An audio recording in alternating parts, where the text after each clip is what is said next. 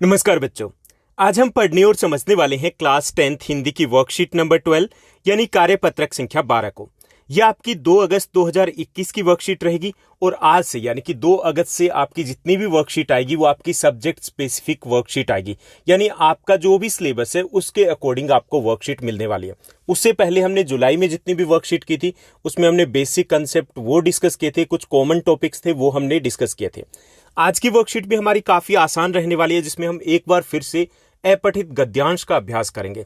अपठित मतलब जो हमने पहले नहीं पढ़ा और गद्यांश मतलब गद्यकांश। और आज के इस गद्यांश में हम व्याकरण की बात करेंगे भाषा की, कि भाषा किसे कहते हैं।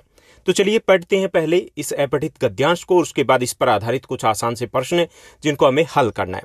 भाषा वह साधन है जिसके द्वारा एक प्राणी दूसरे प्राणी पर अपने विचार, भाव, इच्छा प्रकट करता है या दूसरों के विचार या भाव आदि को ग्रहण करता है। यानी कि भाषा की बात की गई कि भाषा क्या होता है, कि भाषा वह साधन है जिसके द्वारा हम अपने विचार हैं, अपने भावों को, अपनी इच्छाओं को प्रकट करते हैं और दूसरों के जो भाव होते हैं, इच्छा होते हैं, उनके मन के जो विचार होते हैं उनको समझते हैं, उसे हम भाषा कहते हैं। ओके, भाषा के हालांकि रूप कई प्रकार के हो सकते हैं, लेकिन भाषा है, चाहे वो हिंदी हो, चाहे वो इंग्लिश हो, चाहे वो कोई भाषा हो, इसके द्वारा क्या करते हैं मुख्य तौर पर अपने विचारों को, अपनी बातों को, अपनी इच्छाओं को हम प्रकट करते हैं और दूसरे जो अपने विचार या इच्छा या अपनी बातें रखते हैं, विचार रखते हैं, उनको हम समझते हैं। यदि इस परिभाषा का ध्यान से हम विश्लेषण करें तो देखेंगे कि यह जो परिभाषा है भाषा के कार्य पर तो प्रकाश डालती है लेकिन उसकी प्रकृति पर नहीं। यानी कि यहां पर हमने भाषा की ये जो परिभाषा की, इससे हमें ये समझ में आया कि भाषा काम क्या करती है। ओके, भाषा क्या कार्य करती है, हम अपने विचारों को दूसरों को समझाते हैं और दूसरों के विचारों को समझते हैं, लेकिन प्रकृति पर यहां पर प्रकाश नहीं डाला गया कि होती क्या, एग्जैक्टली क्या होती है भाषा। तो इससे यह ज्ञात नहीं होता कि वास्तव में भाषा कैसे जन्म लेती है, उसका विकास कैसे होता है, उसका स्वरूप क्या है, दिखने में कैसी होती है। तो इस परिभाषा को यदि हम सही मानकर चलें तो पशुओं की बोली, इंगित भाषा है, मुख मुद्राएं हैं, इन सभी को भाषा के अंतर्गत सम्मिलित करना होगा। मान लीजिए कि जो ऊपर वाली परिभाषा हमने ली है, अगर इसको माने तो जो पशुओं की बोली है वो भी भाषा में आनी चाहिए, क्योंकि वो भी तो अपने विचार प्रकट करते हैं ना, दूसरे के विचारों को वो भी समझते होंगे।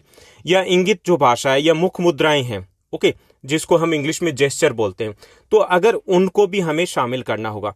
परंतु इन संकेतों और मुख मुद्राओं को हम भाषा का नाम नहीं दे सकते, यानी कि ये भाषा में शामिल नहीं है क्योंकि इसका कोई लिखित रूप नहीं होता।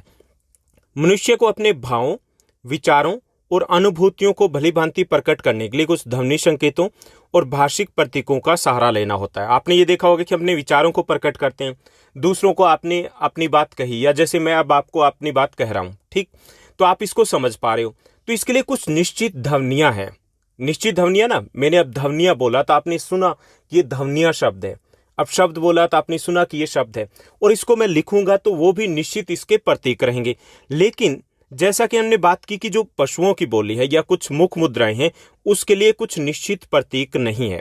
ओके, तो मनुष्य को अपने भावों, विचारों और अनुभूतियों को भली भांति प्रकट करने के लिए ध्वनि संकेत या भाषिक प्रतीकों का सहारा लेना होता है। ओके, उसी के द्वारा हम समझते हैं और उसी के द्वारा हम पढ़ते हैं या फिर लिखते हैं। भाषा की जो सबसे छोटी इकाई होती है वो ध्वनि है। ओके, और भाषा में, हिंदी भाषा में ध्वनि के लिए वर्ण शब्द का प्रयोग किया गया है, यानी कि भाषा की सबसे छोटी इकाई क्या है, ध्वनि है। और हिंदी भाषा में हम ध्वनि को, यानी कि सबसे छोटी इकाई को हम वर्ण कहते हैं। ध्वनि शब्द से सामान्यतः उसके उच्चारित रूप का बोध होता है। ठीक, जैसे हम बोल रहे हैं तो ध्वनि क्या है, उसका उच्चारित रूप है, जो हमने उच्चारण करें तो उसे हम ध्वनि कहेंगे। किंतु वर्ण से क्या होता है, वर्ण से ध्वनि के उच्चारित और लिखित दोनों रूपों का हमें बोध होता है। यानी कि वर्ण जब हम कहेंगे इसका मतलब उच्चारित रूप भी हमें समझ में आ गया और उसको लिखना कैसे वो भी समझ में आ गया। यानी ध्वनि से सिर्फ बोला जा सकता है, उस रूप का बोध होता है कि जो हम बोल रहे हैं, ये जो ध्वनि बोल रहे हैं तो इसका अर्थ क्या है।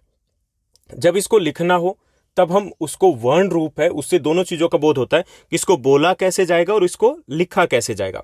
ध्वनियों को अंकित करने के लिए निश्चित किए गए चिन्हों की व्यवस्था को लिपि कहते हैं। यानी कि लिपि क्या है, किसी भी भाषा को लिखने के ढंग को लिपि कहते हैं। सीधी हम भाषा में कहें तो किसी भाषा को लिखना का जो ढंग है उसे हम लिपि कहेंगे। जैसे हिंदी भाषा के लिखने का ढंग अलग है, इसके प्रतीक चिन्ह अलग हैं, इंग्लिश के अलग हैं, मराठी के अलग मिलेंगे ना, तो ये क्या है, ये लिपि है। अब मराठी के प्रतीक चिन्ह है, हालांकि वो लिपि देवनागरी ही आएगी। मराठी की बात करें, नेपाली की बात करें, संस्कृत की बात करें, लेकिन इंग्लिश की अलग है, पंजाबी की अलग है, अलग है ना। तो जो हम ध्वनियों को लिखते हैं उसको लिखने के लिए जो प्रतीक चिन्ह हमने निश्चित किए तो उसे हम लिपि कहेंगे। सीधी भाषा में आप कह सकते हो कि ध्वनियों को लिखने की या किसी भाषा को लिखने के ढंग को हम लिपि कहेंगे। हिंदी भाषा है उसकी लिपि देवनागरी है। ओके, संस्कृत की भी देवनागरी है, मराठी की भी देवनागरी है, नेपाली भाषा की बात की उसकी देवनागरी है। ओके, अंग्रेजी की भाषा है वो जो लिपि है वो रोमन है, पंजाबी की गुरुमुखी है। वर्णों के व्यवस्थित समूह को हम वर्णमाला कहते हैं। उसके बाद जो वर्ण है उनका एक व्यवस्थित समूह होता है जो आपने पहली कक्षा से पढ़ा है, तो उसको हम वर्णमाला कहते हैं। और वर्णों के मेल से क्या बनता है? शब्द बनते हैं। जब दो या दो से ज्यादा वर्ण मिलते हैं तो क्या बनेगा? शब्द बनेगा। और शब्दों के व्यवस्थित क्रम को हम वाक्य कहेंगे। ठीक, जब शब्द है वो व्यवस्थित क्रम में लिखे जाएं। ओके, आप कौन सी कक्षा में पढ़ते हो? व्यवस्थित क्रम में ना, तो ये क्या है? ये आपका वाक्य है।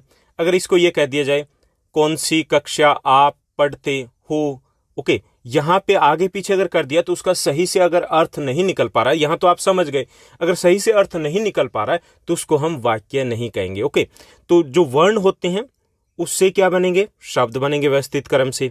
और उसके बाद वाक्यों के जो व्यवस्थित क्रम है उससे बनेंगे, जो शब्दों के व्यवस्थित क्रम है उससे बनेंगे वाक्य।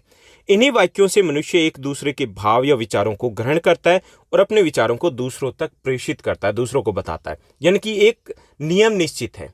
ओके, भाषा को पढ़ने का, भाषा को लिखने का, भाषा को समझने का एक नियम निश्चित है। उन्हीं नियमों को हम व्याकरण कहते हैं। ओके, इंग्लिश में ग्रामर कहते हैं। उसी से हम भाषा को ठीक से बोल पाते हैं, ठीक से समझ पाते हैं, ठीक से लिख पाते हैं। ठीक, तो ये था हमारा गद्यांश। अब हम प्रश्नोत्तर की बात करेंगे। आज की इस वर्कशीट में 5 बेहद आसान प्रश्न दिए गए। पहला जो प्रश्न दिया गया, उपयुक्त जो अनुच्छेद हमें दिया गया, इसमें भाषा की क्या परिभाषा दी गई ये हमें बताना है। तो भाषा वह साधन है जिसके द्वारा एक प्राणी दूसरे प्राणी पर अपने विचार, भाव, इच्छा प्रकट करता है और दूसरों के विचार, भाव आदि को ग्रहण करता है, तो उसे हम भाषा कहते हैं। ठीक, जो एज इट इज हमें गद्यांश में दी गई वही परिभाषा हमें यहाँ लिखनी है। उसके बाद दूसरा जो हमारा प्रश्न दिया गया, दूसरा क्वेश्चन यहाँ पे दिया गया, भाषा की सबसे छोटी इकाई क्या है?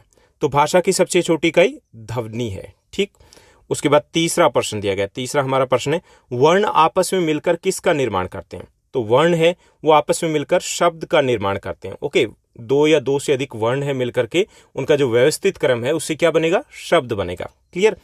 उसके बाद फोर्थ जो हमारा क्वेश्चन दिया गया, लिपि किसे कहते हैं और हिंदी भाषा की लिपि का नाम क्या है? तो ध्वनियों को अंकित करने के लिए निश्चित किए गए चिन्हों की व्यवस्था को लिपि कहते हैं। ओके, आप ऐसे लिख सकते हो कि भाषा को लिखने के ढंग को हम लिपि कहते हैं। हिंदी भाषा की लिपि क्या है? देवनागरी है। ठीक, उसके बाद 5वां प्रश्न दिया गया। 5वां प्रश्न है कि अपने आसपास की ऐसी ध्वनियों की पहचान करके सूची बनाइए जिन्हें आपने सुना है लेकिन उनके लिए किसी वर्ण या भाषिक प्रतीकों की व्यवस्था नहीं की गई। जैसे चिड़ियों की चहचहाट है, तो ये क्या आपने सुना है, सुना ना, लेकिन उसके लिए कोई प्रतीक चिन्हों की व्यवस्था नहीं की गई है। तो इसी तरीके से हम कुछ और एग्जाम्पल देंगे जो आपके आसपास आपने सुने या देखे होंगे। जैसे बादलों की गड़गड़ाहट है, ओके, इसके लिए भी कोई प्रतीक चिन्ह नहीं है। हवा की सरसराहट है या बारिश की जो आवाज़ है, इसके लिए भी किसी प्रकार के प्रतीक चिन्हों का प्रयोग या भाषा में इस प्रकार के प्रतीक चिन्ह नहीं दिए गए। तो ये थी हमारी आज की एक बेहद आसान वर्कशीट। आई होप सब कुछ अच्छे समझ में आया होगा। अगर आपको ये वीडियो अच्छी लगी तो इस वीडियो को अपने फ्रेंड्स के साथ शेयर करना मत भूलिएगा। Thank you, bye bye, have a nice day. मिलते हैं नेक्स्ट वीडियो में।